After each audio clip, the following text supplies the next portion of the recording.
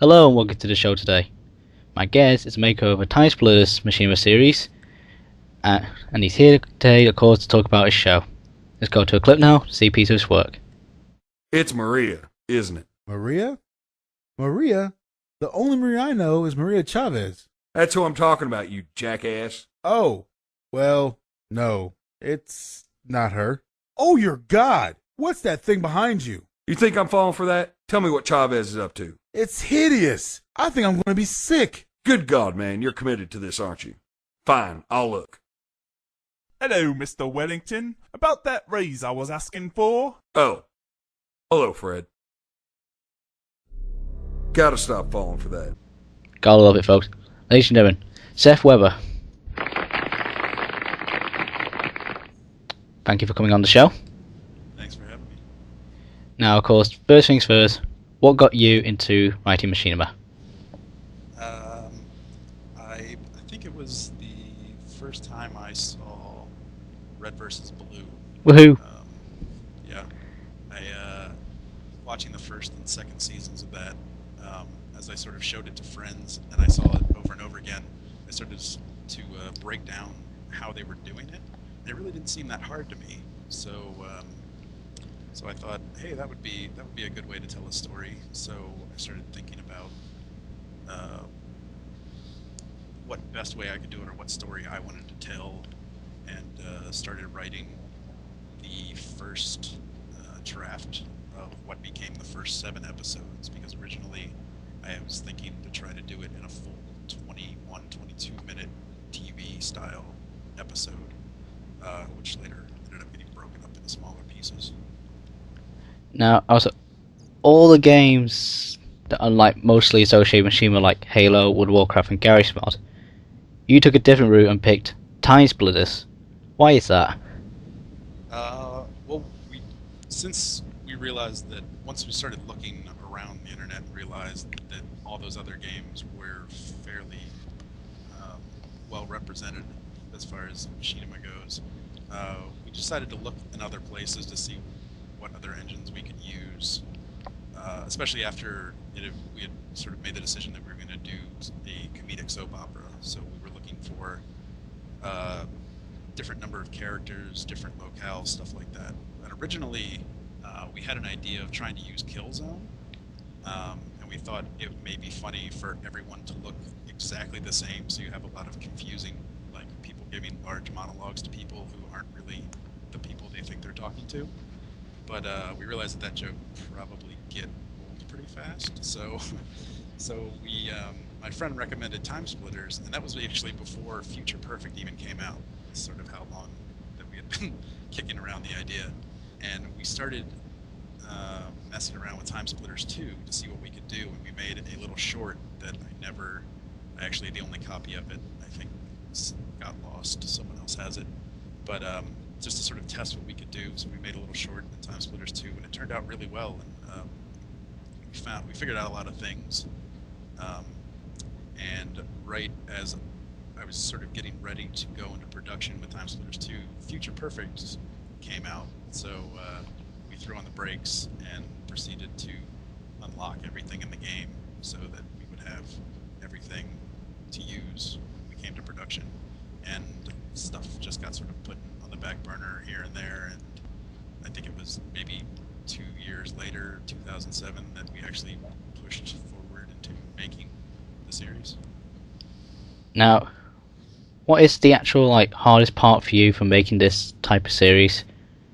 Seeing it as it's like a soap comedy type. Yeah, the hardest parts, since we have such a big cast, I mean, there's 12, 13 speaking roles, and even though a couple people do 2 different roles, I do 2, and Kevin does 2, and Jesse does 2, but I still have 7, 8, 9 different voice actors that we have to get in to record in any given season. That scheduling all those people to get them, since everybody has day jobs and everybody has stuff to do, to get a couple hours out of their time to get them in is usually fairly difficult. But after that, I'd have to say working with the engine itself, since it doesn't have a theater mode, so the engine's fairly limited. It wasn't created with machinima in mind, so figuring out the kinks and what you need to do to get a particular shot that you want to work, or a particular bit to actually work, like the brick throwing bit in episode 2 of season 1. When we were throwing them through those windows, we'd shoot everything on the LAN line, and we had two TVs sitting next to each other, and if the actors' Xbox, when they were throwing them through the windows, it wasn't breaking the windows on the camera Xbox. Like, they had to throw them against the walls just below the windows in order to break them on my screen. So it's those weird little things that we've learned about the engine in our 3 years making the show that has been challenging but fun. And then the last thing has to be getting people to watch the show.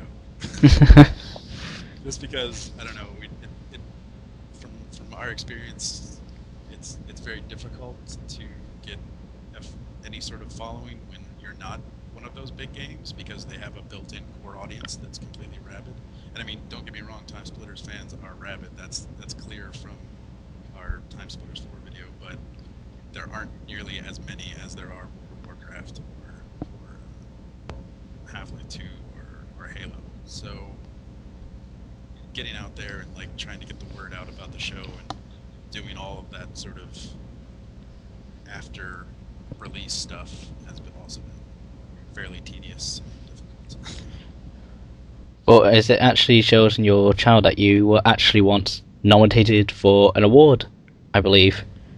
Yeah, 2008, the Machinima 2008 Machinima Film Festival in New York, which is put on by the Academy of Machinima Arts and Sciences.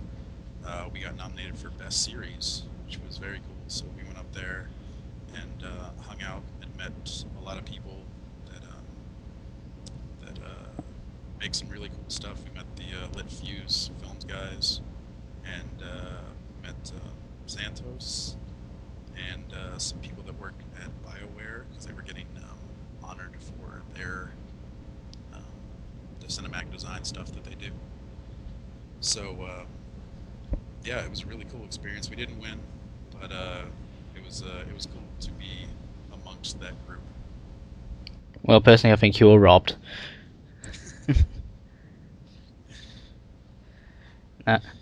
Now, do you watch a lot of machinima yourself? I mean, what's like your favorite machinimas? I haven't watched any in a while, so I'm not really up on what's out sort of currently, but when I was getting ready to make it, the show, and while I was promoting everything, there was always stuff around, and obviously Red vs. Blue, since it sort of got us started.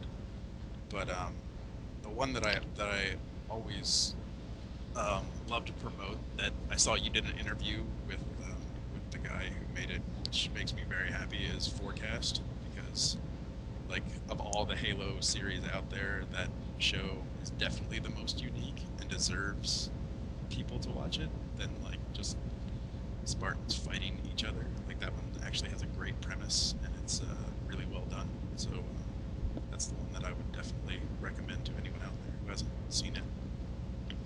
Now, there's a question that's just popped into my head that I really, really want to ask. The title of the series, As the Hamster Wheel Turns. What made you think of that title? Well, since we were doing a comedic soap, so obviously we wanted to play off of sort of soap names, and As the World Turns is a soap here in the States, and actually, funny enough, today was its last show, today that we're doing this interview, and it had been on the air for 6 decades. Wow. Which is pretty amazing, really, if you think about it. People producing a show a day, I guess, for 60 years. It's pretty impressive. So, I don't know why that title just sort of stuck in my head once I sort of knew the format I wanted it. For some reason, the hamster just sort of stuck in my head, and it gave us a mascot and something that we could throw up places to get recognized, I guess. Well, that definitely worked. Now, of course, one of the biggest questions that's burning with all the fans since the ending of Series 3 is as the hamster wheel turns coming back? That's a good question. I was actually talking to one of the people that I make the show with today, and he asked me the exact same question. And basically what I told him was that from where it stands right now, it probably won't this year, possibly next year. Um, because the one thing that this show has done for me personally anyway is got me a job at BioWare. So I have been I'm now a cinematic designer here at BioWare Austin and working on the Star Wars The Old Republic cinematic design, which is unbelievable. I can't believe it all. Which is coincidentally something else that's coming out next year.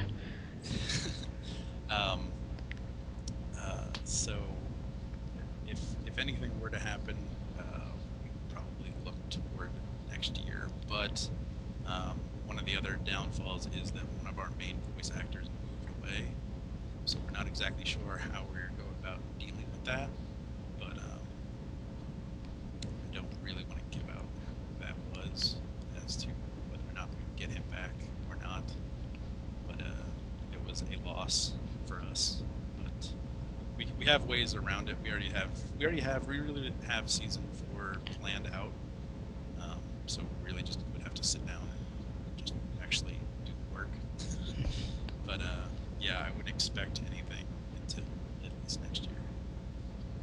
Well, it's been great talking to you, and you have been a terrific guest. It's been an absolute pleasure talking to you. Ladies and gentlemen, Seth Webber.